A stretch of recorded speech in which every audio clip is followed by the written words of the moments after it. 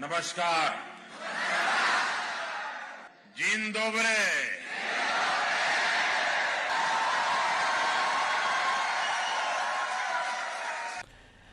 उधर जनाब Indian prime minister Modi वार्सो पहुंच गए हैं, पोलैंड.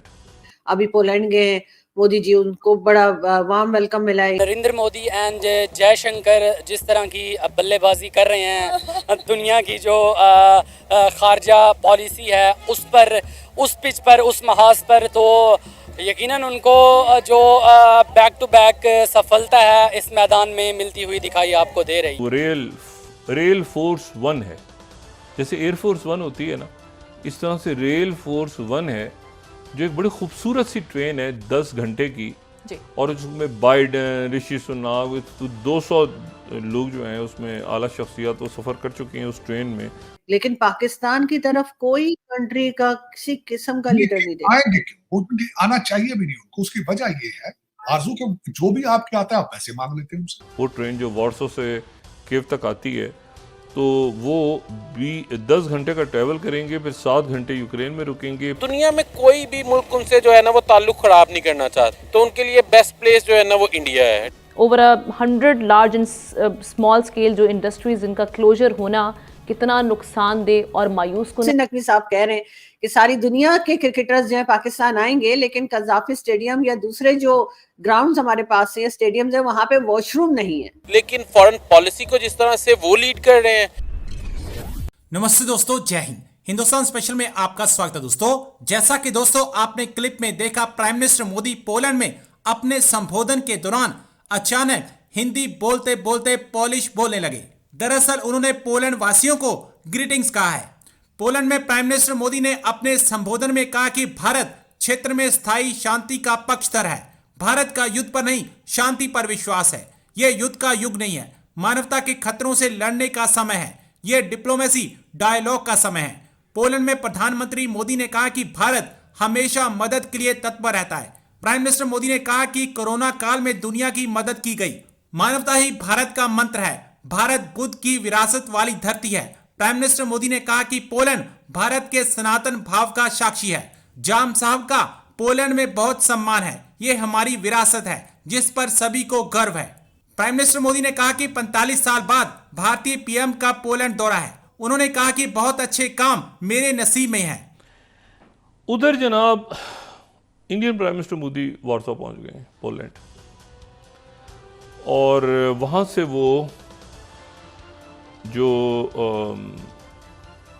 वहाँ से वो रवाना होंगे. अब वहाँ पे जाहिर है कि वो पहुँचे हैं, तो वो रेल फोर्स वन है, जैसे एयरफोर्स वन होती है ना, इस तरह से रेल फोर्स वन है, जो एक बड़ी खूबसूरत सी ट्रेन है 10 घंटे की जी. और उसमें बाइडन, ऋषि सुनाक, तो 200 लोग जो हैं उसमें आला शख्सियत वो सफ़र कर चुके हैं उस ट्रेन में. वो ट्रेन जो वार्सो से कीव तक आती है तो वो भी 10 घंटे का ट्रैवल करेंगे, फिर 7 घंटे यूक्रेन में रुकेंगे, फिर शायद वापस ट्रेन में जाएंगे. अभी पोलैंड गए मोदी जी, उनको बड़ा वार्म वेलकम मिला है. लेकिन पाकिस्तान की तरफ कोई कंट्री का किसी किस्म का लीडर नहीं देखा. आएंगे क्यों? आना चाहिए भी नहीं उनको. उसकी वजह ये है, आरजू के जो भी आपके आता है आप पैसे मांग लेते हैं उनसे. देखिए ना, भारत ने सबसे पहले उनका एक स्लोगन, उनका एक टारगेट था स्ट्रेटेजिक अनाटमी. उन्होंने स्ट्रेटेजिक अटानमी, तो उसको अचीव करने के लिए उन्हें पता था सबसे पहले तो फाइनेंशियल उन्होंने अपने कवर किए. इस वक्त they are the strongest country in the region finance wise. और फिर वो अपनी मर्जी से, उसकी सबसे बड़ी मिसाल जो है स्ट्रेटेजिक अटानमी की, कि उन्होंने रशिया से तेल लिया जबकि अमेरिका और दूसरा वेस्ट जो था इसके खिलाफ था. अब उन्होंने अपने नेशनल इंटरेस्ट में डिसीजन लिए. आज भी वो नेशनल इंटरेस्ट को बेस सामने रख के वो डिसीजन ले रहे हैं. पोलैंड के, मैं जब अभी मोदी साहब पोलैंड गए, मैं हैरान हूं, वहां पे तकरीबन 25-30 हजार इंडियन आबाद है वहां पे. मोदी साहब डायस्पोरा को जाके वहां मिलेंगे, डिस्कस करेंगे. बल्कि डायस्पोरा नहीं, उनको तो टेक्निकोरेट होते हैं, उसमें 5000 स्टूडेंट है, बाकी उनके सारे आईटी रिलेटेड लोग हैं पोलैंड के अंदर. और पोलैंड एक ऐसा कंट्री है जो नेटो का मेंबर भी है, लेकिन यूक्रेन को असला भी नहीं देता वो.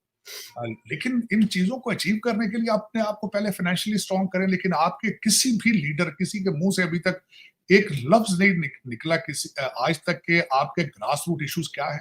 3 करोड़ बच्चा तो आपका स्कूल ही नहीं जा रहा, तो आप तरक्की किस तरह करेंगे? प्रेसिडेंट क्यों आए वहां पे भी?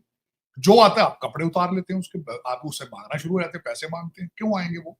आपके वजीर आजम सब खुद कहते हैं मेरी ना कॉल उठाता है, मैं जहां जाता हूँ खराज मांगता फिर भाई। लंदन में जो आपने प्रोजेक्ट शुरू कर रखे हैं, मिफ्ता इस्माइल साहब कई दफा कह चुके हैं आपका 150 बिलियन बाहर पड़ा है, वो ऐसे तो नहीं चला गया ना। आप लूट रहे हैं, मुसलसल लूट रहे हैं, आज भी लूट रहे हैं। आपके जितने इस वक्त डिसीजन मेकर हैं उनके तो बच्चे सब के सब बाहर हैं।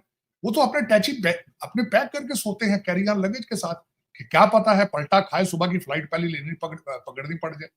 आपका तो हर इस वक्त तो यही चल रहा है काम, और सबको पता है। ये भी नहीं कि मैं आप और मैं कोई नई बात कर रही हूँ, सबको पता है करप्शन के क्या हालात। मगर सर ये कोई अच्छी चीज भारत से क्यों नहीं सीख लेते, खासतौर पे इकोनॉमी को अपने करने के लिए? वो तो किसी से भी सीखी जा सकती है, भारत नहीं पसंद ना सही, लेकिन उसमें उससे सीखा तो जा सकता है। उनके कितने रिटायर्ड आर्मी जनरल्स जो है वो लंदन में सेट, उनके कितने वजीर आजम जो है वो अमेरिका या लंदन में सेट, बताएं जरा आप। मैं यही तो कह रहा हूं ना, आपकी तरक्की के लिए बहुत जरूरी है कि आपके डिसीजन मेकर्स के ऊपर पाबंदी हो कि वो डुअल सिटीजनशिप नहीं रख सकता। भारत के अंदर ये कानून है कि उनकी सर्टेन पोजीशन पे डुअल सिटीजनशिप नहीं, लेकिन यहाँ पे आपके हर एक का बच्चा बाहर, हर एक की बीवी बाहर है, डुअल सिटीजन। आपका तो बच्चा पैदा होता है तो उसकी ख्वाहिश यही होती है लंदन, दुबई और टोरंटो जाना। वो पाकिस्तानी तो आप है ही नहीं, आपको बचाएंगे भी को पाकिस्तानी। बाहर से तो आप इस वक्त जो आपको शौक है, पिछले आप देख लें आपके जो कैबिनेट्स थी, पिछली 10 कैबिनेट देख लें, उसमें 70% ब्रिटिश और अमेरिकन होते थे यहाँ से, और कोई भी उनमें टेक्नोक्रेट नहीं होता था। उनके पास कोई भी ऐसी एक्सपर्टीज नहीं होती थी जिससे कहा जाए कि वो यहाँ से, उनके पास पीएचडी इकोनॉमिक्स है, माइक्रो इकोनॉमिक्स है, जाके पाकिस्तान। उनकी क्या होती थी कि वो उनके घर यहाँ बड़े बड़े उन्होंने रखे होते हैं, यहाँ वो जो पाकिस्तान से आता है उनके लिए बारबेक्यू अच्छा करते हैं, उनके लिए कवाली करा ली, डांस करा लिया, ये उनकी क्वालिटीज। बता लेना, मेरे साथ डिबेट करें इस चीज। सर ये जो आईटी पार्क बना रहे हैं बगैर इंटरनेट के, जो इंटरनेट इन्होंने बंद कर रखा है और कह रहे हैं कि जी बड़ी नौकरियां निकलेंगी इसमें। मैंने बहुत अरसा पहले किसी को कहा था, एक दफा ऐसे 25 साल पहले पाकिस्तान किसी के घर गया, मैं बैठा, तो मैंने बच्चे से पूछा क्या करो, क्या कर रहे हैं आप?